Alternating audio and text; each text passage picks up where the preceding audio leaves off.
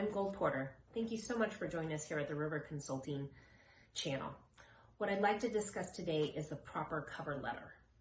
Typically, a cover letter is about 3 paragraphs. Do not go over 1 page.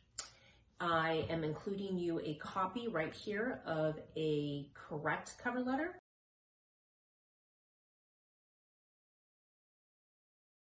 You can see what you start with is your data. You're going to put your name, the date, the city and state that you live in, your phone number, and your email address, all of your contact information. Your opening paragraph is your chance to connect with a hiring manager, whether it's a company or an individual. You're enthusiastically going to tell them why you're applying for the role, specifically which role it is, because if it is a corporate role, you need to clarify which role you're going for. And you want to, and if you were referred by anyone, let's say a friend told you about it, please mention this in the very first paragraph. In the second paragraph, you are going to dictate what type of skills you have that may make sense for this job. The other thing is, if you have job gaps or things you need to explain away, you can put this in the second paragraph as well. In the example that I gave you previously, it shows bullet points, which I've always been a big fan of, showing the types of things in the job description they mention inside the cover letter. So if they're looking for this kind of candidate, mention how you have this experience. Lastly, what you're going to do is you're going to close it with a signature. Please make it professional and formal. Do not do warm regards, yours truly.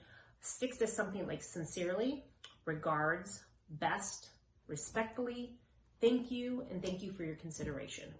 You want to make this absolutely professional. If you're doing a hard copy of your cover letter, if you're dropping it off somewhere, make sure that you actually have a wet signature on it. Also, to talk about the fonts. You don't want it too big. Usually about 10 to 12 point size is good. You want to have a clear and basic font. Arial, Calibri, these are all good ones. Do not make it fancy or decorative. I see this mistake sometimes in cover letters and resumes. A lot of algorithms by corporate employers actually have tracking systems, and their software is not able to find the keyword searches. So when you're putting in what you think are great graphics and fonts, you're actually probably not going to get the role because of it, because the search engines are not going to find it.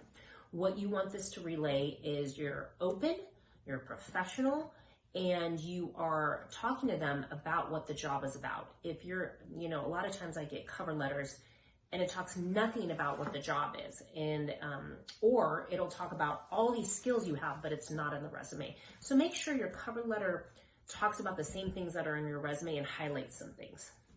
I hope that helps.